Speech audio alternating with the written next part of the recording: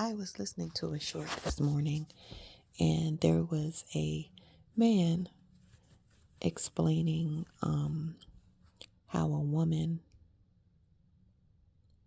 who's genuine can sometimes end up hurt by a man. And what he said was that men oftentimes, when they're fully single and younger, are out playing the field and in essence being reckless because they are dealing with women who are in relationships. They're dealing with women who are married. And one of the examples that was given is whereby he could be dealing with someone who's possibly married and how she could be literally sitting across from him at a restaurant or laying with a woman in bed, and she would call her husband and then explain that she was running late on her way, and giving him excuses. And so in his mind, he's laying there watching that and saying that, yeah, women ain't shit, right? And so he developed a catalog in his mind based off of experiences that he had. And this built up his feelings for women as being not good, trashy, whatever the case. Ergo, a gang of red pill men, right? What we now call red pills. And so with that red pilling, you get you should have chosen better, you should do better, you should have accountability. And this is what they're telling women. Women have no accountability, blah, blah, blah. Everybody knows the list goes on, right? And to that I say, it's the opposite. The men are having no accountability because they chose to, one, not be the kind of person who wouldn't date somebody who's in a relationship, not be the kind of man who would date a married woman. What did you think you were going to get? A lot of times people say that the person who is in the marriage is the one that's most devious because they're the ones with the contractual obligation, i.e. marriage papers. But the person who knows that that person is married is no good either. Why are you choosing to be with somebody who's in a marital obligation? Why are you choosing to be with someone who's already expressed that they're dating someone, that they're supposedly in a committed relationship? So there's something to that person for doing that, right? You don't get to absolve yourself because you're not the one who made the commitment to someone else. You're still doing something that's not proper, that's not right. And so what in you made you choose that?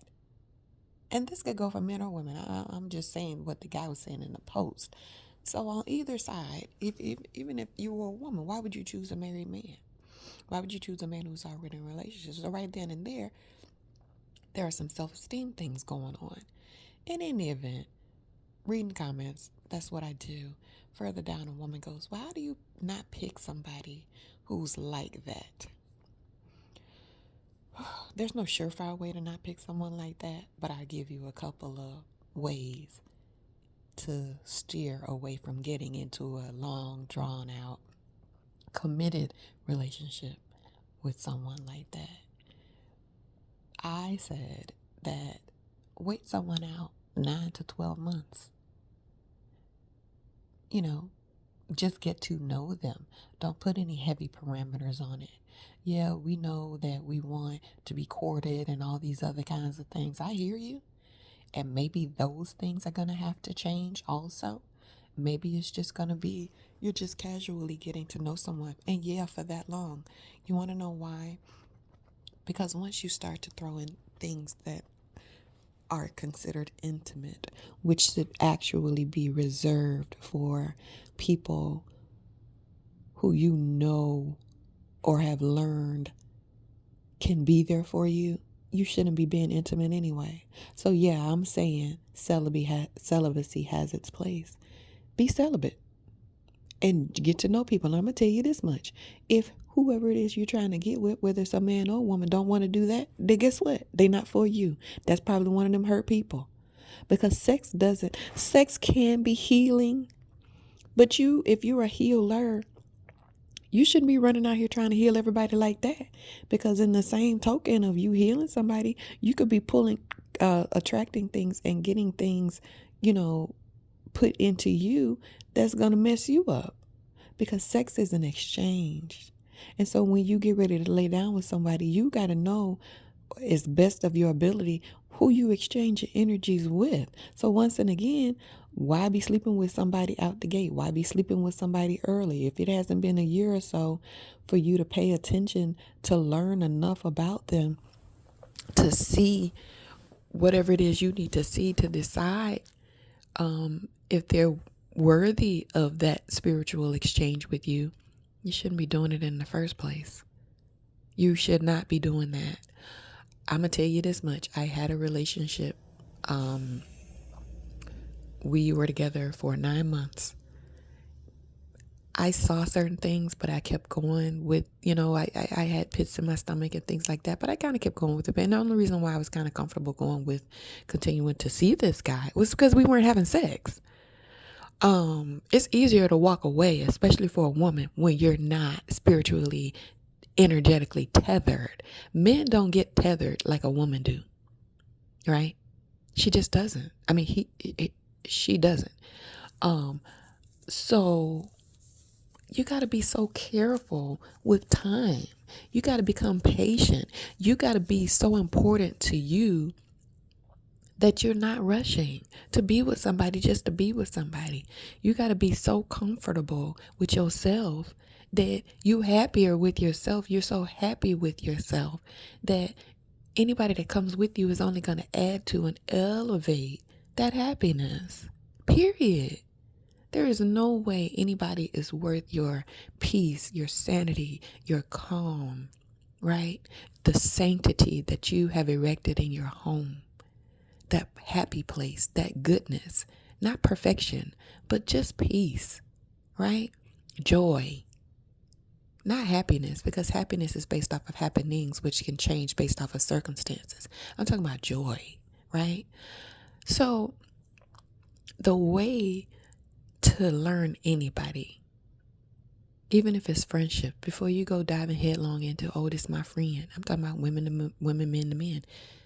Vet them out. Take time. Due diligence is important.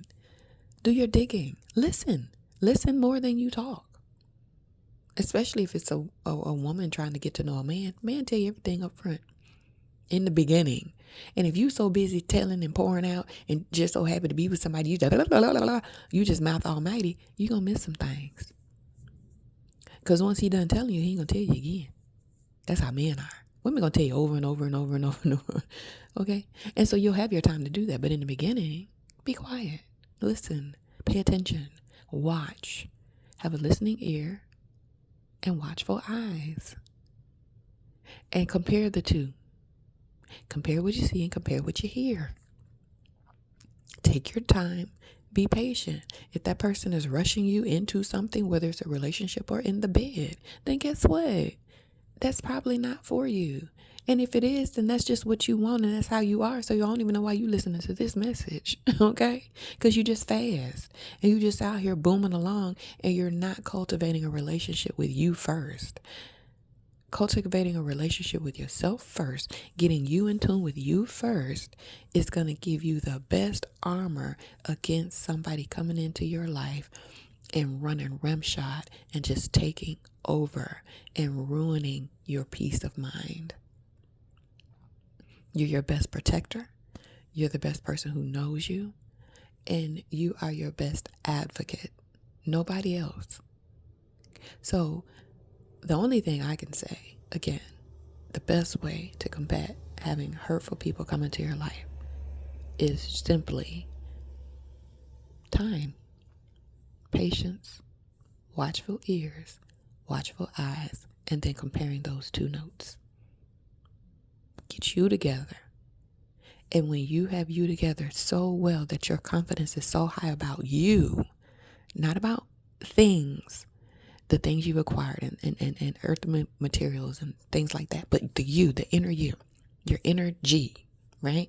INNER-G, your inner G, your inner most high self, right? When you spend enough time with you and get you together, I promise you, you will weed through folks. It's not going to take you forever and a day to even sense that somebody's half batshit crazy, to even pick up on somebody had a negative, crazy childhood that they have not sat through and worked out, right? If you've worked on your things, then you're not going to match with the other person with their things. People can only mask stuff for so long unless they are a bona fide psychopath or narcissist. And that's a whole nother conversation.